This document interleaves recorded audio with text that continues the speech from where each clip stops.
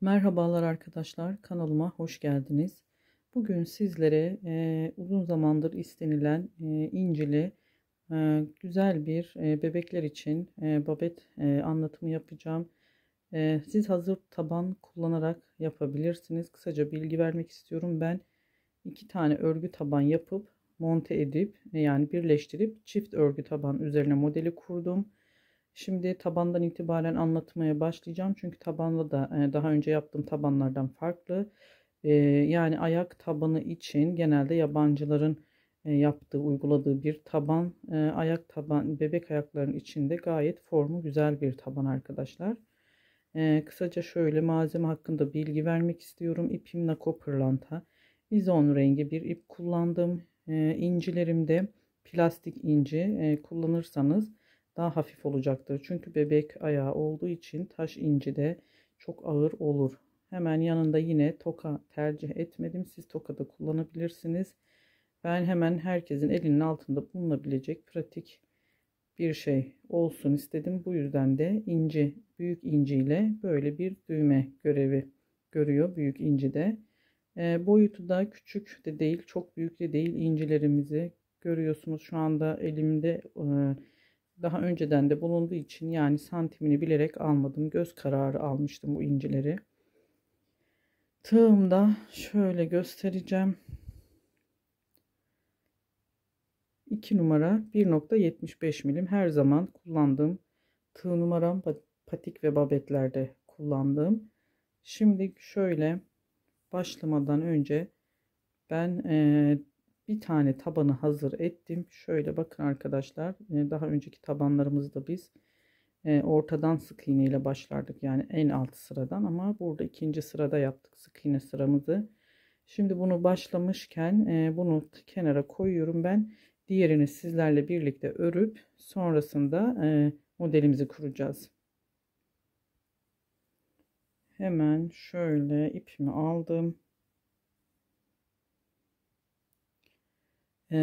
Bu 12 santimdi. Hemen onun bilgisini de vermek istiyorum.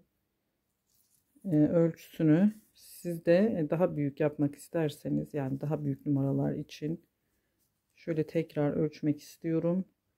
12 santim bir boyu var tabanımın. Yani 6 aylık 12 aylık aralığında bebekler için uygun 19-20 numara denk geliyor 12 santimde. Şimdi hemen başlıyorum. Onun bilgisini de vereyim başta. Kaç numara olduğunun. İlk etapta 23 zincir çekerek şöyle 2 3 4 5 6 7 8 9 10 11 12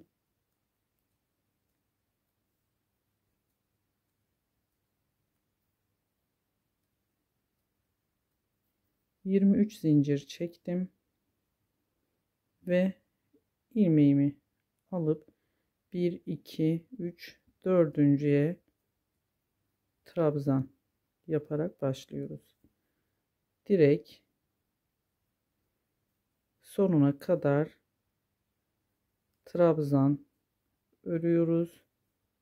Sık iğnemiz yok bu tabanda. Sonuna kadar trabzan, her zincir içerisine bir trabzan örerek tamamlıyoruz. Evet, sonuna geldim. Toplamda 21 trabzan baştaki, şöyle sayacağız. Sonuncuya battım. Bakın şuradan sayıyorum. Şuradaki ilk, hani başta dördüncüye batmıştık ya, o dördüncü, oradaki zinciri de sayıyoruz. 2, tığımı çıkarıp 1 2 3 4 5 6 7 8 9 10 11 12 13 14 15 16 17 18 19 20 21 21 adet trabzanımız oldu. Bu son 21. yani battığım zincir içerisine bu 21. ile birlikte 8 tane, yani 8 tane burada aynı yere trabzan yapacağız. Biraz sıkı çektim. ki aradaki boşluk, yani patik tabanın altından bir delik oluşuyor. Gevşek yaptığımızda ben genelde bu başlarda sıkı yapıyorum. 8 adet çift, yani 8 adet aynı yere 8 tane trabzan yapıyoruz. Evet, 8 tane yaptık. Bakın 1 2 3 4 5 6 7 8. Şimdi yine aynı trabzanların yanından hemen devam ederek her bir trabzanın karşısına bir tane gelecek şekilde yine başa kadar gidiyoruz. İpimizi de arkadan yürüterek temizliyoruz.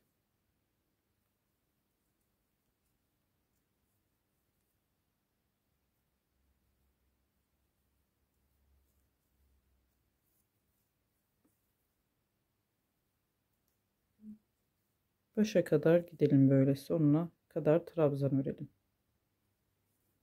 Sonuna geldim. Sondaki trabzan içerisine bir tane yapıyorum. Ve bakın buradaki hani başta bıraktığımız bu 3 zincir vardı. Hemen o 3 zincirin dibine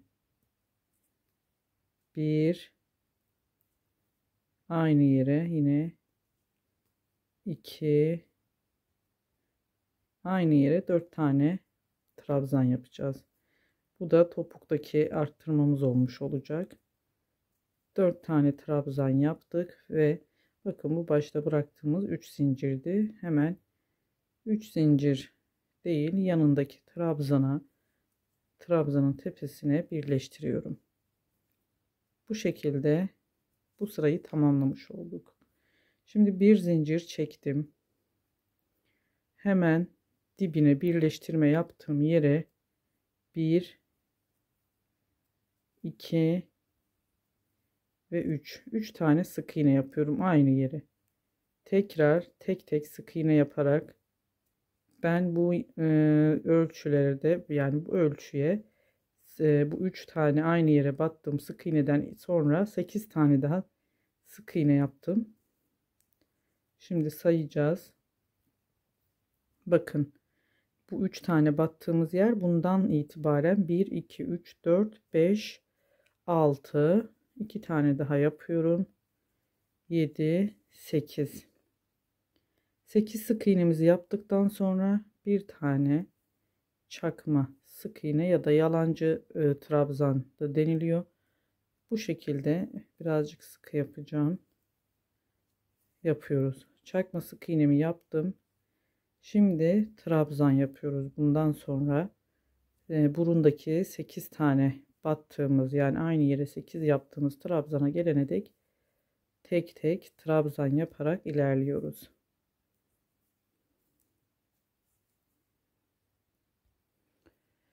Evet, bakın oraya kadar trabzan yaptım. 8 battığım yere ilk trabzanımdan itibaren şimdi her 8 trabzanın içerisine çift yaparak 8 tane çift yapmış oluyoruz. Yani 8 arttırmamız oluyor.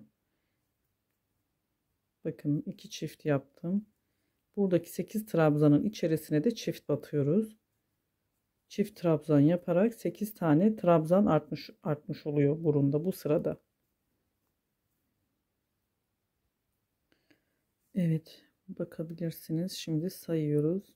1 2 3 4 5 6 7 8 tane çift battık. Şimdi devam ediyoruz. Yine sık iğne yaptığımız yere kadar tek trabzan yaparak devam ediyoruz. Karşısına denk gelecek şekilde yine orada sık iğne yaptığımız yerin karşısına sık iğne öreceğiz. Arada da bir tane çakma sık iğnemiz vardı burada. Bakın karşısına denk getireceğiz. Bu sırayı da bu şekilde örüyoruz. Son zaten 3. sıramız kalacak. Burada hemen bir tane çakma sık iğne yapıyorum. Şimdi bundan sonrasını sık iğne yapıyoruz. Topuktaki 4 battığımız, yani 4 tane artırmayı yaptığımız yere kadar sık iğnemizi ördük. 1 2 3 4 tane trabzan yapmıştık alt sırada. Şimdi bu 4 trabzan içerisine de çift sık iğne yapıyoruz. Yani her trabzan içine 2 tane sık iğne yaparak burada da arttırmamızı sonunda da yapmış olduk. Burada tamamlıyoruz. 3. sıraya geçeceğiz. Hemen başta 3 tane sık iğne yapmıştım. Hemen ilkinin şöyle tepesinden kapatıyorum ve 1 2 zincir çekiyorum. Şimdi 2 zincir çektim arkadaşlar. Bakın dibine bu baştaki 2 zinciri tek sayıyorum. Tek trabzan. Yanına yani yanına battım. Tek trabzandı. Buraya 2 tane. Aynı yere 2 trabzan.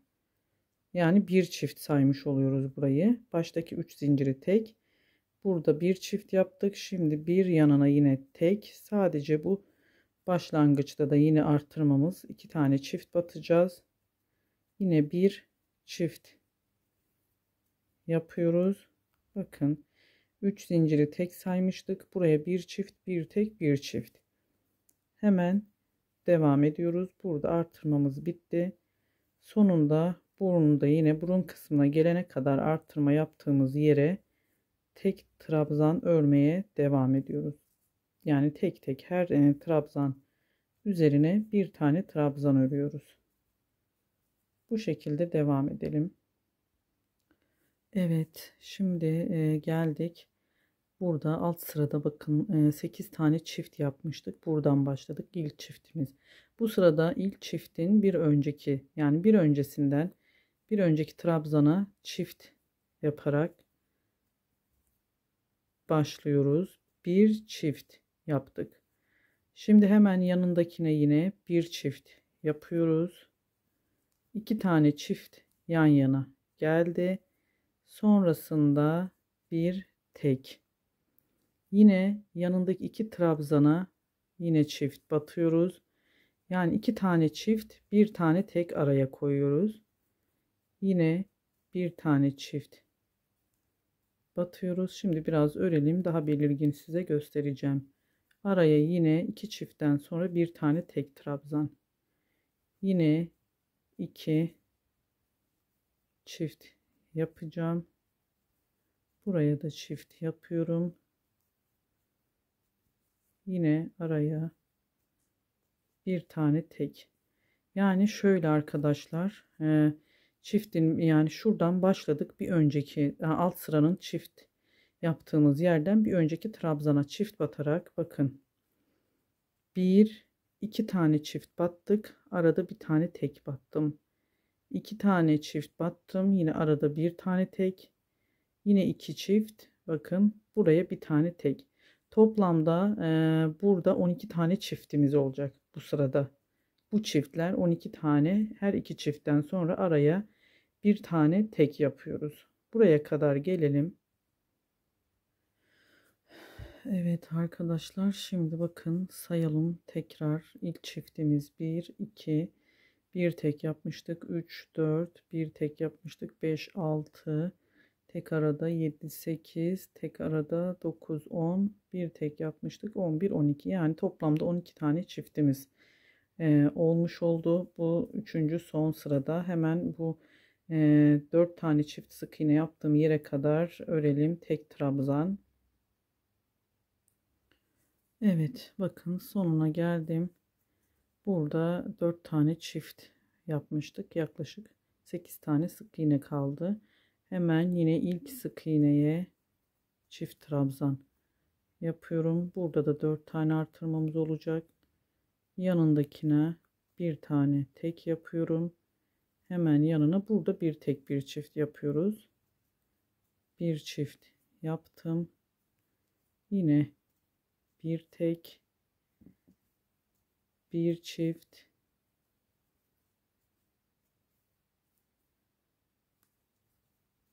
bir tek, bir çift,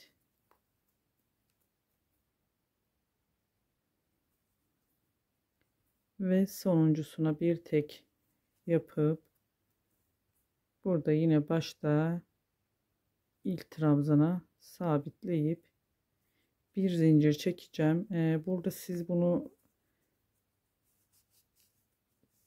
yani bunu kesmeden de birleştirebilirim ama daha anlaşılır olsun diye arkadaşlar ipimi ben burada keseceğim. Birleştirme kısmına geçeceğiz. İki tane tabanı tam denk gelmesi için şimdi söylemek istediğimi anlayacaksınız.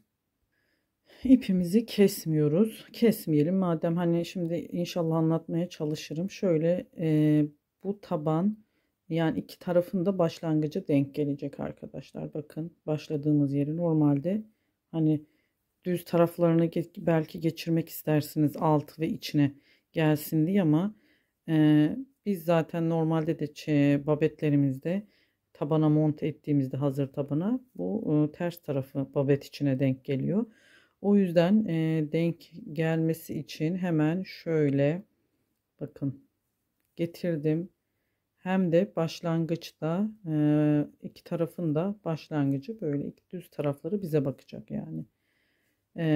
Bu kısımda babetin içine gelmiş olacak. Her zamanki gibi. Burası da alt tarafı. Yere basan yani yere denk gelecek olan yer. Hemen şöyle bir zincir çekmiştim. O zincirimi geri alıyorum. Bakın burada birleştirdiğim yer hemen burada, bunu içeri alacağım, şu ipimi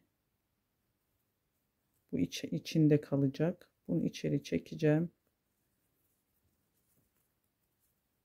Şuradan herhangi bir yerden çekilebilir. Çünkü bu zaten içinde tabanın orta kısmında kalacak. Şöyle kenardan içeriye çekelim.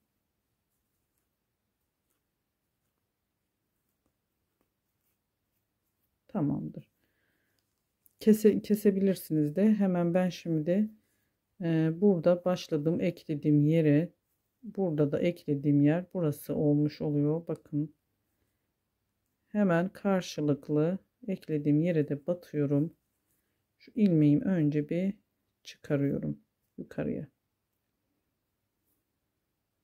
İpimi yarmasam iyiydi. Şöyle hemen düzelttim, tutturduk. Tekrar bakın karşılıklı gelecek şekilde yaparak burayı şöyle göstereyim. Bir buradan batıyoruz. Dal falan batmıyoruz. Tam yani trabzanların ortalarına ilmeklerimizi alıyoruz. İki ilmeğimizi de kaydırma şeklinde hem buradan alıyoruz karşılıklı, hem diğerinden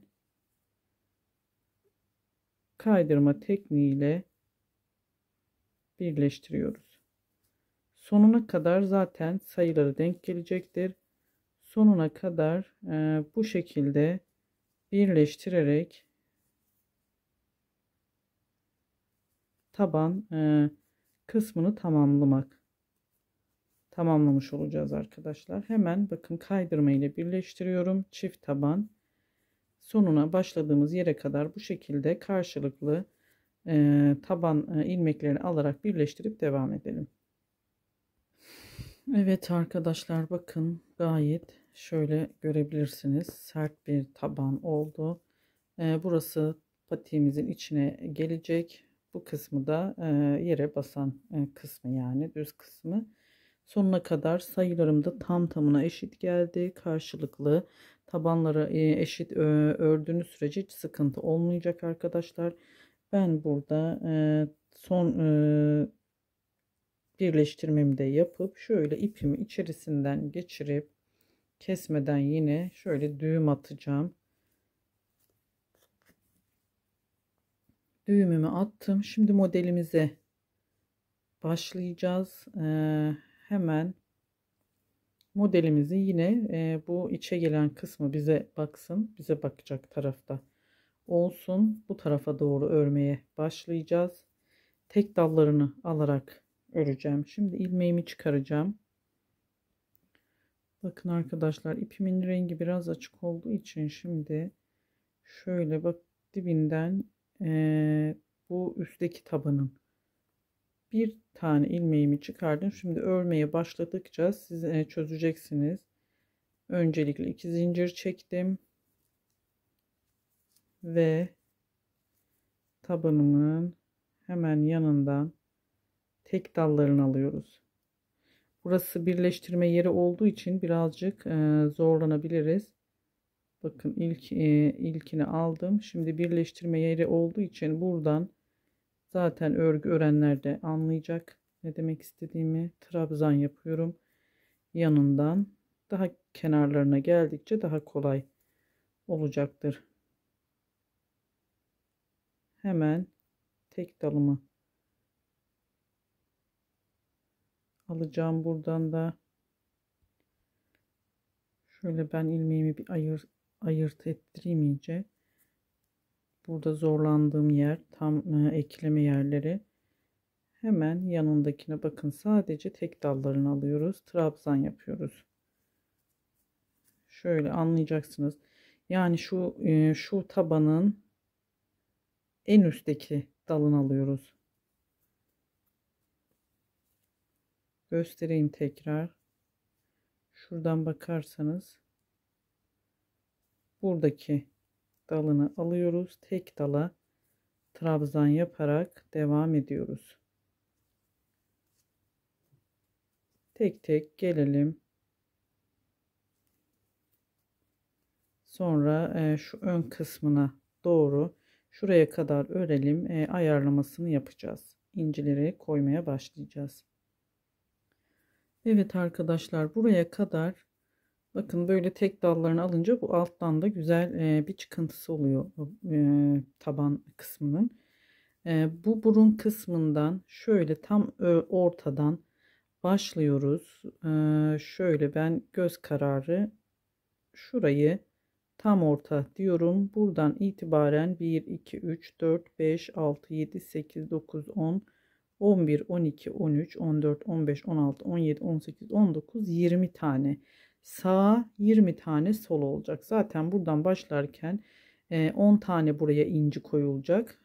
Bir tane de şu ortada tek kalıyor. Yani 20 sağdan 20 soldan ayırıyoruz ilmeğimizi. Bir tane de buraya 10 sağa 10 tane sola incimiz gelecek. Bir trabzan, bir inci, bir trabzan şeklinde öreceğiz. Şimdi 20 taneyi ayırarak tek ortada önce bir ayıralım. 20 sağa 20 sola ilmeğimizi ayırdıktan sonra şimdi boncuklarımızı koymaya başlayacağız ilk sıradan itibaren. Hemen şöyle trabzanımı yine arka dalından bu sıra birazcık dalları alırken zorlayabilir, özellikle eliniz sıkıysa. Hemen bakın, bir tane ilmeğimi çekip incimi koyacağım. İnciyi de şöyle önce arkaya kalıyor. İkisini bir trabzan şeklinde yapıyoruz zaten. Bakın, bunu öne doğru böyle çıkarıyoruz. Şimdi araya bir tane trabzan yapıyoruz tekle. Yine dallarına batarak devam ediyoruz. Şurada aldım. Bir tane trabzan, tekrar bir yanındaki dalını alıyorum. Bir tane çıkıyorum. Yine incimizi koyacağız. İkisini sonra çıkıyoruz zaten. Bakın. Tekrar yanındakine bir tane trabzan yapıp hemen bir yanındakine inci koyuyoruz. Bu şekilde toplamda dediğim gibi şimdi sayacağız. Önce tığımızı çıkalım, sonra da trabzanımızı iki seferde çıkıyoruz. Zaten o kendini dışarıda çıkıyor rahatlıkla boncuklarımız. Şimdi arkadaşlar 3 tane gösterdiğim video çok uzun olacaktır. O yüzden de nasıl koyacağımızı, bir inci bir trabzan araya denk gelecek. Hemen ilk sırada şöyle kaç tane koymuşuz onu sayalım. 1 2 3 4 5 6 7 8 9 10 11 12 13 14 15 16 17 18 19 20 21, yani 21 tane olacak. Şurada tam ortada bir tane, 10 tane de sağa 10 tane de sola incimiz denk geliyor. Yani 20 ilmeğe 10 inci denk geliyor. Aralarda birer tane trabzan yaptığımız için bu şekilde örelim. Devam edelim. 21 tane inci koyalım bu sırada. Sonrasında devam edeceğiz. Evet arkadaşlar, bakın saydım ben 21 tane incimi şöyle göstereyim, zaten karşılıklı denk geldi buradan. Şimdi burada tamamladık. 21 sıra 21 inci koyduk ilk sırada. Şimdi arka dallarından trabzan örerek başladığımız yere kadar tek tek trabzan yapıyoruz. Artık bu sıradaki inci koyma işi bitti, işlemimiz bitti. Şimdi de tek tek bu sırayı tamamlıyoruz. İlk sırada trabzanları örerek başladığımız yere kadar örelim, devam edeceğiz. Evet arkadaşlar, sonuncusuna da geldim. Dal aldığım için burada birazcık çekiştirdim. Hemen başlarken bakın zincir çekmiştik, 2 zincir. Hemen o ilk trabzan, 2 zincir değil de yanına yaptığım trabzanın şöyle tepesine kaydırmayla birleştiriyorum. 1-2 zincir çekiyorum yine. Artık şimdi tam birleştirdiğim yere bir tane trabzan yaparak burada birleştirdim arkadaşlar. Dediğim gibi birleştirmeyi siz şuradan da düğüm attık. Düğüm attıktan sonra topuğa da alabilirsiniz. Zaten çok belirgin olmuyor. Bakın birleştirme izi çok belli değil. Arkada da kalabilir. Yanda da sıkıntı olmuyor arkadaşlar. Hemen buradan düğüm attıktan sonra şu tam topuğa getirebilirsiniz. İpinizi, ilmeğinizi buradan alabilirsiniz. Buradan itibaren şimdi tekrar inci koyduğumuz yere kadar örüyoruz. Trabzan örerek oraya gelelim. Sonrasında devam edeceğiz. Evet, şimdi alt sırada inci koyduğumuz yere geldik.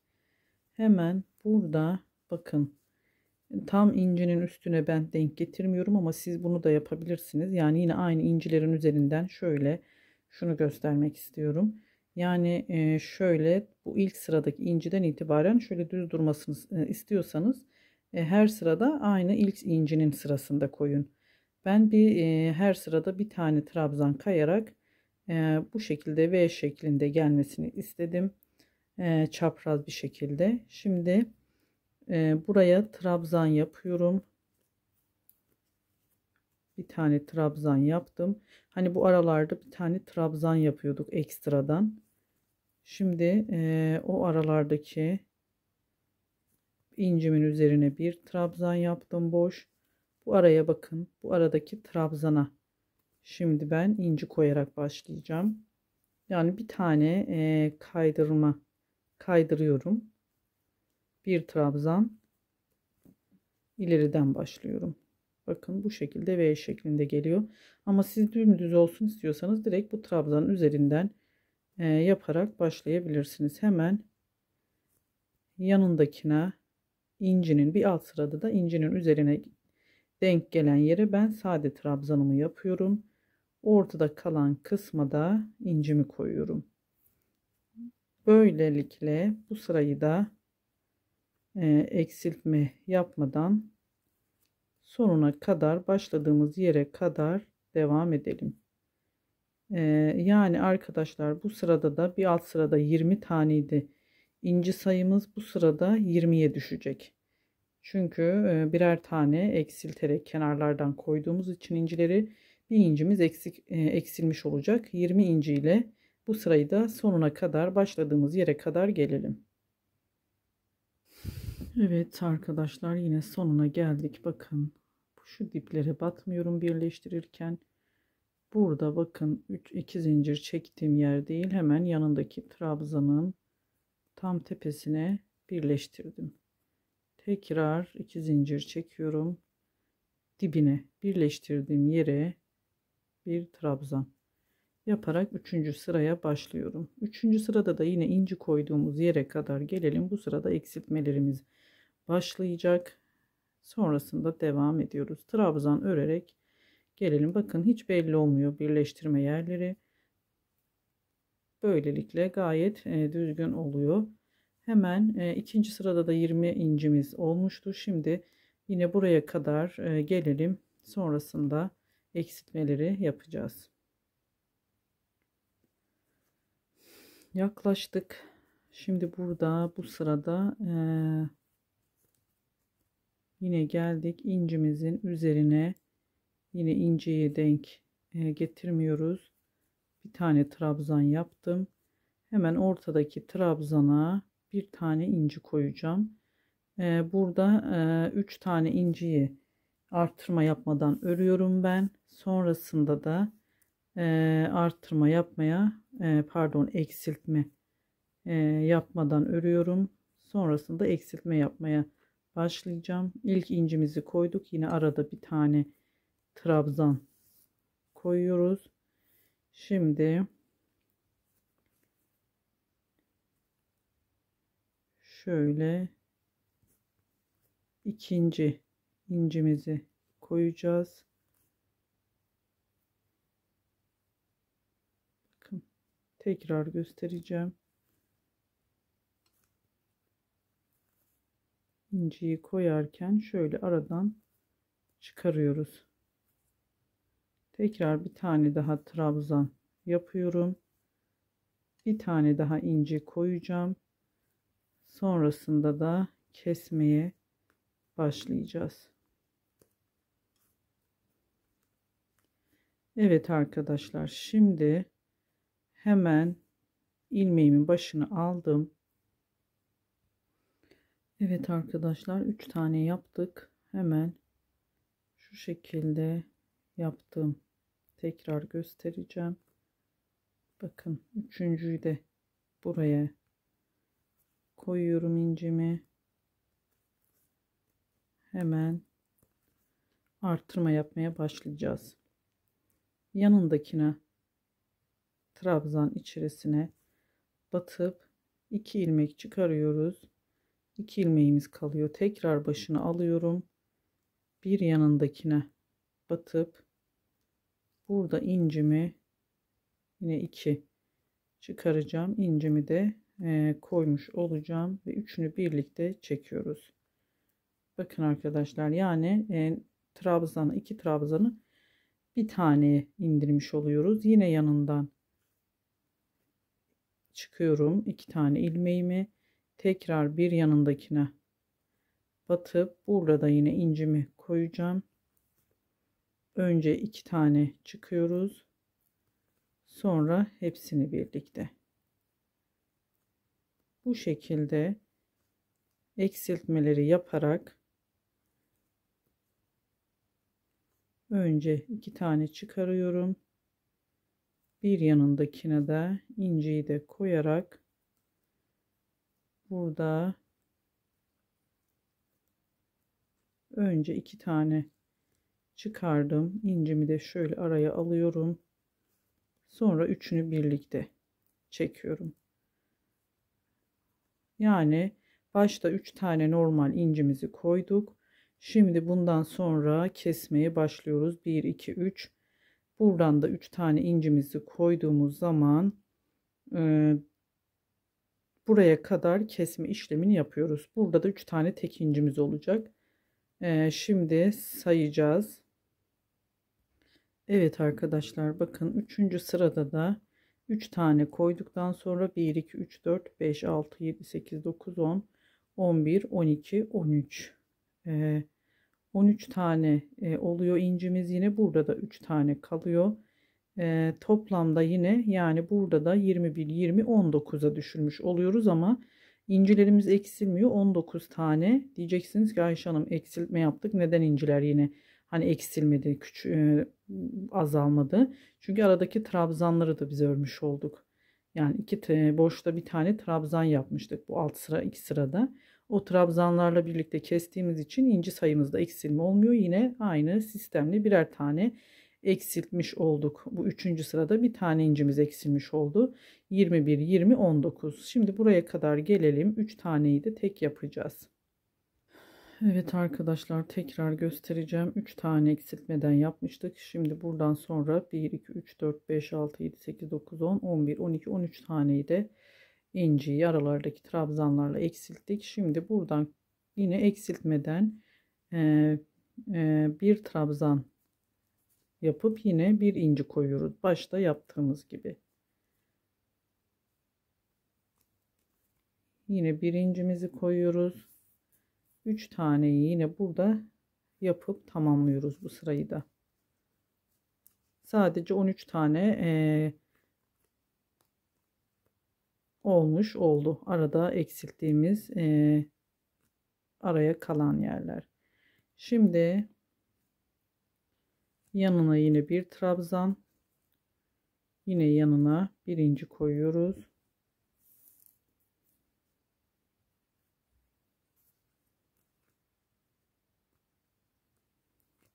Şöyle bir trabzan, bakın yine incimiz bir tane kaymış oldu. Tam incinin tepesini, bir alt sıradaki inciye denk gelmedi. Bu sırayı da yine sonuna kadar trabzan örerek başladığımız yere kadar devam ediyoruz. Evet arkadaşlar, yine ben çok uzun sürmesin diye zaten birleştirdiğim yeri biliyorsunuz. Dördüncü sırayı da başladım. Trabzan ördüm. Yine 3 tane tek. Yani eksiltme yapmadan ördüm inciyi, bir alt sırada yaptığım gibi. Tekrar yine bu sırada da bundan sonra yine aynı şekilde eksiltme yaparak devam ediyoruz. Bir tane incimizi koyacağız. Zaten alt sırada gösterdiğim aynı şekilde eksiltmemizi yapıyoruz. İncilerimizi de şöyle aradan çıkarıp sonra sıkıca kapatıyoruz. Bu sırada da yine başta 3, yine bitişte de 3 tane tek yapıyoruz. Aradaki incilerimizi eksilterek devam ediyoruz. Yine yanında hiç aralarda trabzan yapmıyoruz. Hemen yanındaki ilmeğimizi alıyoruz. 2 tane çıktık. Hemen başını aldım. Tekrar bakın, bir yanına geçtim. Burada incimi koyacağım. İncimi de koyup aradan çıkarıp üçünü birlikte çektim. Bu şekilde de bu sırayı devam edelim. Yine sonunda şuraya 3 tane alt sırada olduğu gibi tek yani eksiltme yapmıyoruz 3 taneyi. Bu aradakileri yapıp yine başlangıç 4. sıramızı tamamlayalım. Evet arkadaşlar, burayı da göstereyim. Yavaş yavaş eksiltmemiz de oldu. Şeklini almaya başladı babetimiz. Hemen 4. sırada yine burada eksiltme yapmamıştık. 1, 2, 3, 4, 5, 6. 6 tane de bir alt sırada 13'tü. Burada da 6 tane ortada eksiltme yaptığımız incilerimiz, yine sonunda 3 tane incimi eksiltme yapmadan koydum. Yine başa kadar gelelim. Buraya kadar örelim. 5. sıramızı da yine aynı şekilde trabzan örerek devam edeceğiz. Evet arkadaşlar, bu sıraya da geldik. 5. sıramıza. Burada 2 tane tek önce örüyoruz. Alt sıralarda 3'tü. Şimdi burada tek önce bir trabzan incimizin üstüne, sonra aradakine 2 tane öreceğiz eksiltme yapmadan. 2 bu başta, 2 de diğer tarafta ördük. Bakın V şeklinde incilerimiz devam ediyor. Hemen yanındakine bir tane trabzan, bir yanındakine yine bir tane inci koyduktan sonra aradaki kalanları keseceğiz. Yine keserek devam edeceğiz yani.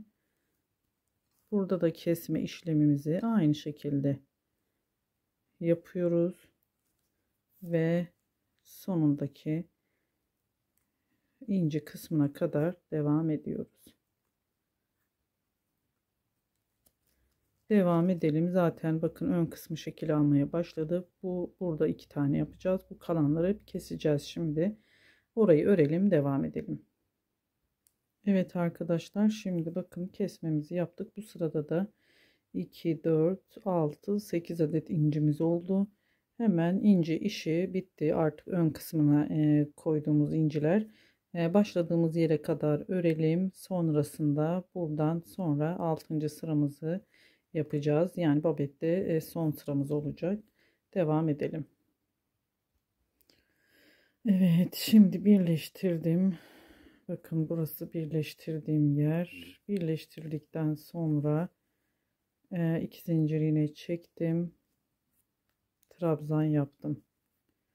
Hemen burada şu inciyi, en son sırada yaptığımız inciye yani buradan 1 2 3 4 5 6 7 8 9 10 11 12 13 ilmeğimiz kalana kadar trabzan öreceğiz. Yani başta çektiğim 1 2 3 4 5 6 7 8 9 10 tane başta çektiğim 2 zincirle birlikte 10 tane trabzan örüyoruz. 3 4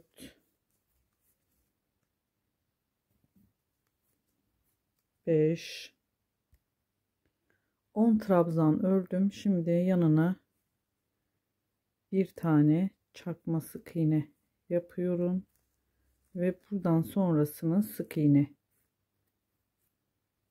örerek devam ediyorum.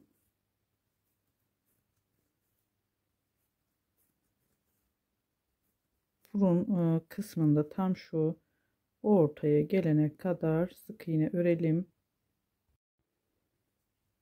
Buraya kadar geldik. Yine sık iğne ile. Şimdi şu önde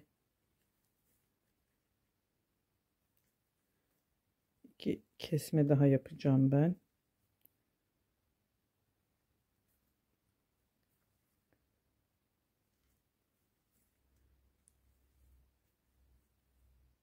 Bir buraya batıyorum. Bir de yanındakine. Üçünü birden çekiyorum. Diğer sık iğne içerisine battım. Sonra diğerine, üçünü birden çektim. Burada da sık iğne olarak 2 kesme yaptım. Yine tek sık iğneye geçtim. 3 4 5 6. Şimdi arkadaşlar burada başlamıştık. Kaç demiştik? Bant olan kısmını 1 2 3 4 5 6 7 8 9 10. 10 tane trabzan yaptık. Bir tane çakma sık iğne. Sonrasında da 1 2 3 4 5 6 7 8 9 10 11 12 13 tane sık iğne yaptıktan sonra kesmemizi devam ettik. Yani bu inci başına kadar 13 sık iğne var. Şu trabzandan bu inci başına kadar yine aynı karşılıklı denk gelecek. Burayı da sayalım. Bant kısmı, ya bant dediğim, pardon, topuktaki yükseltinin karşılıklı gelecek. Yine 13 sık iğne olacak. 13 sık iğne sonrası, yani şu inciden itibaren 13 sık iğne yapıyoruz. Ondan önce yaptığımız sık iğneyi de sayarsanız 15 veya 16 olacaktır. Hemen birazcık örüyoruz.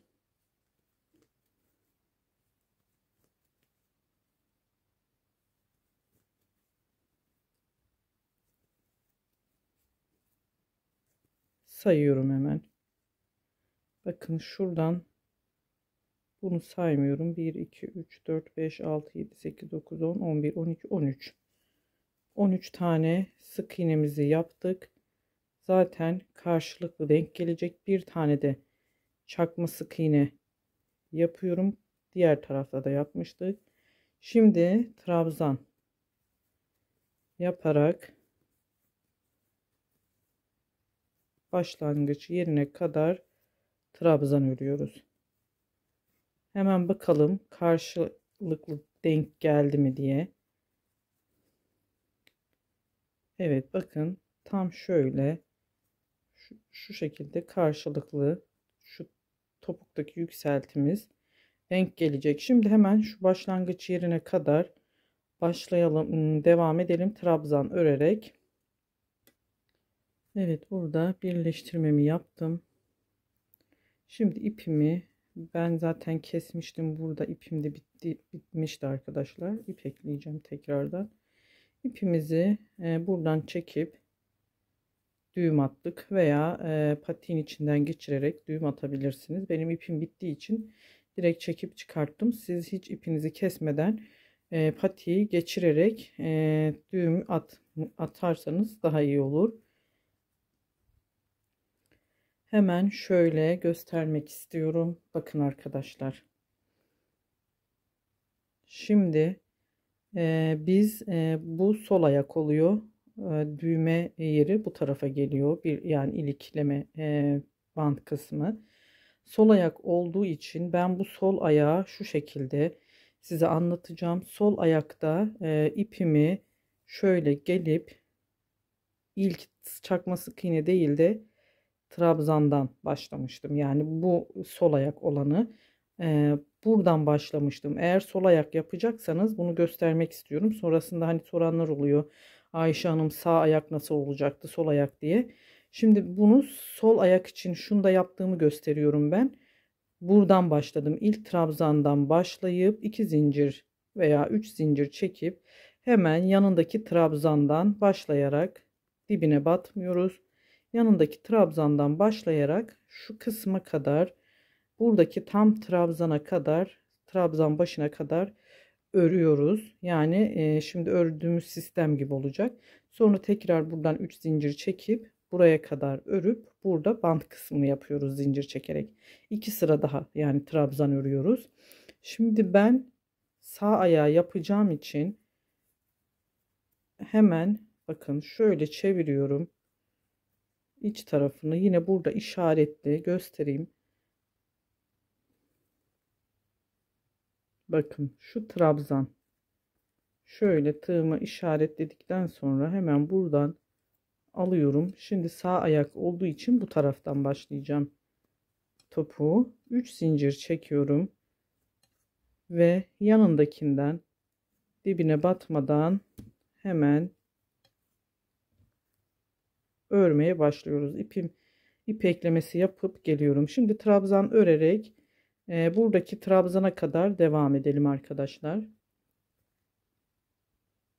Evet arkadaşlar, şöyle göstereyim. Bakın burada başlamıştık. 3 zincir ile hemen geldik. Burada ben ip eklemesi yaptım. Düğüm yapmadım. İpimi de yürüterek burada ucu kaldı. Gizleyerek geldim buradaki trabzana kadar. Bakın karşı taraftaki bu çakma sık iğneydi. Tam trabzan başında bitirdim. Şimdi hemen tekrar 3 zincir daha çekiyoruz. Son trabzanımızı son sıramızı yapıyoruz. Hemen geriye döndüm. Tekrar dibine değil yanındakine batarak burayı da karşı tarafa kadar trabzan örerek devam ediyoruz. Son sıramızdı bu. Topukta 2 sıra yapıyoruz bu yüksekliği. Yani arka ayağın arka kısmındaki yükseklik. Bunu da örelim. Buraya kadar gelelim. Evet arkadaşlar, şimdi buraya kadar geldik. Son sıramızdı. Ayak arkasındaki yükseltimiz. Trabzan yaptım. Normalde şu sol ayağı yaptığımda buraya 3 zincir çekip şöyle zincir dibine kaydırmayla orayı göstereyim. Yani eğer orada farklı teknik siz biliyorsanız O şekilde yapabilirsiniz. Sol ayak, diğer ayaktan bahsediyorum. Orada bu sona geldiğimde sonuncuya şöyle 3 zincir çekip kaydırma yaparak sonrasında bant kısmının zincirini yapıyorum. Buraya geldiğimde de şu başa birleştiriyorum sonuna. Şimdi orayı yaptığınızda anlayacaksınız zaten. Ama şimdi bu ayakta da buraya batmıyorum şu anda. Hemen bant kısmını zincirini çekip buraya da dönüşte batma yapacağız. 30 tane zincir çekiyorum. 1, 2, 3. Çok sıkı çekmeyelim. 4, 5, 6, 7, 8, 9, 10, 11, 12, 13, 14, 15, 16, 17,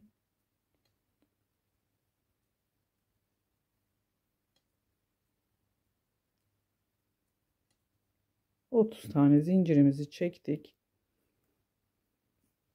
Hemen 1, 2, 3, 4, 5, 6.'ya trabzan yapıyorum. Buradaki inci veya düğmemizin boşluk ilik ayırdık. İlk trabzanımı yaptım.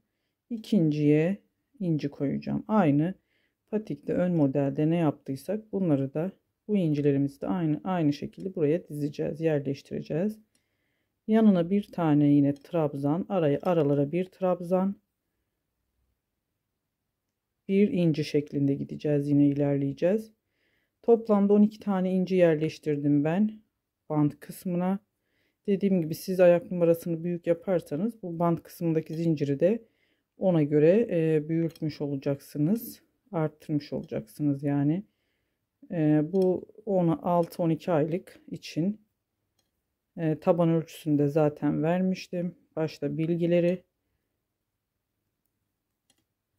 Bu şekilde bir trabzan bir inci şeklinde 12 tane inci dizelim sonuna kadar.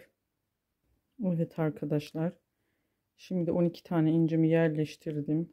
Sonuna kadar geldim. 12. incimi de burada son bir tane şöyle göstermek istiyorum. Çevirip düz tarafını. Bir tane daha sık trabzanımız var. Zincirimiz kaldı.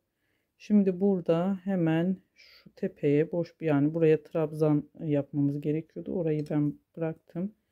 Sıkıca şöyle ilmeğimizi de tığımızda sıkılaştırırsak tam böyle bitişik olması için buraya birleştirdim. Hemen bir zincir çekip buradan kaydırma yaparak tamamlayacağız. Son sıramız komple kaydırma yapacağız arkadaşlar. Kaydırmayı da yani göstereceğim bir şey yok. Hemen şu tam dibine bir tane başlıyorum. Çünkü burayı yine kaydırma bittiği zaman burada birleştireceğiz, yine gelip ipimizi keseceğiz. Hemen şu kısma bir tane daha yapıyorum. Bu aşağılara inerken yanlarda birazcık zorlanabilirsiniz. Köşe kısımlarına denk geliyor çünkü. Şöyle hemen alt sıraya geçtim. Patiğimizi komple kaydırma yaparak her bir ilmeği atlamadan, eğer çok eliniz gevşekse bu kaydırmayı birazcık daha sıkı yapın ki toparlasın üst kısmı. Şimdi ben size göstereceğim. Buradan aşağıya indik. Bakın arkadaşlar, buradan aşağıya indik. Burayı geliyoruz buraya kadar. Buradan yine tekrar yukarıya çıkıyoruz. Şu zincir aralarına da bir ikişer tane kaydırma yaparak buraya geliyoruz. Bantımızın şu kısmına kadar geliyoruz. Sonrasında devam ediyoruz. Yani komple çevresini kaydırma yapacağız, bant dahil. Buraya gelince orayı ben tekrar göstereceğim. Bu içerisine bunun 5 tane sık iğne yapıyorum. Sonrasında yine buradan alttan gelip başladığımız yerde bitiriyoruz. Devam edelim. Şu kısma kadar gelelim. Şu ilik ayırdığımız yere kadar kaydırma yaparak Evet arkadaşlar, bakın komple geldim, önünü buraya kadar buradan çıktım. Bant kısmının da altı üst tarafını yaptık. Şimdi bu ilk yerini sade göstereceğim. Buranın içerisine direkt 5 tane sık iğne yapıyorum. 5 veya 6. Bu tamamen sizin o aradaki genişlikle alakalı. 4, 5, 6. 6 yapalım. Hemen yine tekrar üst bantın alt kısmını da yapıp kaydırmayla başladığımız yere gelip bitiriyoruz. Bakın burada başlamıştık. Birleştirip bantı burada tamamlıyoruz. Evet arkadaşlar, tamamladık. Bu da sağ ayağımız oldu. Hemen şimdi şuraya ben göstereyim. İğnemi ipliğimi takıp şu kısma incimi şöyle büyük boy bir inci dikeceğim. Siz düğme de dikebilirsiniz. Dediğim gibi toka da yapabilirsiniz ama toka yaparsanız şu bant kısmını daha uzun tutmanız gerekir. Toka olursa ben düğme olduğu için hemen şuradan bir düğmeyle tutturuyoruz. Toka olduğu için buraya kadar uzaması gerekir bant kısmının ki rahat rahat o tokanın kemerin içinden geçebilsin. Hemen incimizi de dikiyoruz ve tamamlıyoruz. Evet arkadaşlar, patiğimizi tamamladık.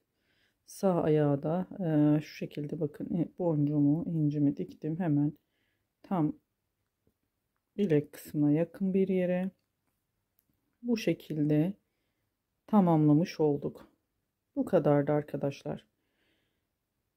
Çifti taban, dediğim gibi çift taban ördük. İkisi de gayet çok şık. 19-20 numaraya uyumlu. Taban ölçüsü 12 santim. Bu kadardı. Sayılarını verdim. Başta bilgilerini verdim. Nako pırlanta ile ördüm. Siz buna müdavim iplerle de örebilirsiniz. Bu kadardı. Başka bir videoda görüşmek ümidiyle. Hoşça kalın arkadaşlar. Beni sabırla dinlediğiniz için de çok teşekkür ediyorum.